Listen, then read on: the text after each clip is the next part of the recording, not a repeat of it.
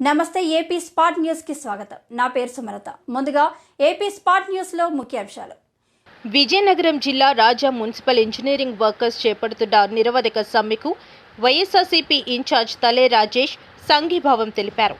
Municipal కార్యాలయం వద్ద ఏర్పాటు చేసిన శిబిరంలో ఆయన పాల్గొని కార్మికులతో చర్చించిన అనంతరం కూటమి ప్రభుత్వం మున్సిపల్ ఇంజనీరింగ్ వర్కర్స్కు ఇచ్చిన హామీలతో పాటు న్యాయపరమైన సంక్షేమ పథకాలు తక్షణమే నెరవేర్చాలని డిమాండ్ చేశారు।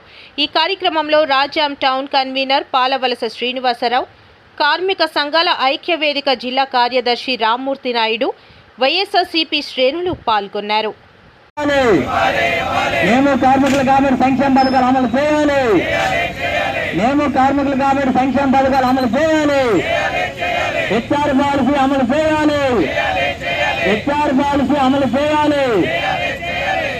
ప్రతి ఒక్క ఇన్ఛార్జ్ ఎమ్మెల్యే లేదా ప్రతి ఒక్క నాయకులు కూడా ఈరోజు తెలిసిదే వెళ్ళి వాళ్ళకి సంఘీభావం తెలియజేస్తున్న సందర్భం మనం చూస్తున్నాం।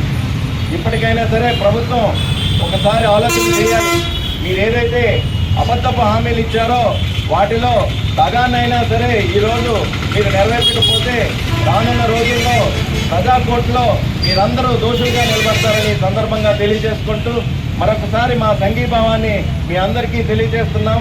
రానున్న రోజుల్లో వైఎస్ఆర్ కాంగ్రెస్ పార్టీ మళ్ళీ అధికారంలోకి వస్తుంది అని చెప్పడానికి నాకు ఎటువంటి సందేహం లేదు। అలాంటి సందర్భంలో మీ యొక్క డిమాండ్లను ఒకవేళ ఇప్పుడున్న ప్రభుత్వం పట్టించు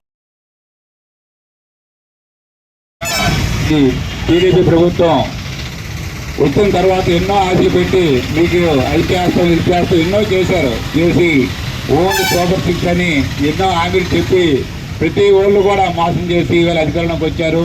అధికారంలోకి వచ్చి సంవత్సరం దాటింది, ఈవేళ ఏ ఒక్కరు కూడా చేయలేదు। ఆ రోజు వైఎస్ఆర్ ప్రభుత్వంలో జగన్మోహన్ రెడ్డి గారు చెప్పకపోయినా ఒకేసారి 3,000 పెంచి అన్ని ఫెసిలిటీస్ ఇచ్చారు మున్సిపాలిటీలకి। కానీ ఈవేళ ఎన్నో హామీలు ఇచ్చి ఒక్క హామీలు కూడా చేయకుండా తిరిగి ఈవేళ అమ్మఒడిలో వాళ్ళకి వచ్చిన కనుక అన్ని పోతే 10,000 ఇంటికి చేరుతుంది। ఆ డబ్బులో కూడా అమ్మఒడి కూడా లేకపోవడం అనేది చాలా దారుణమైన ఈ పని।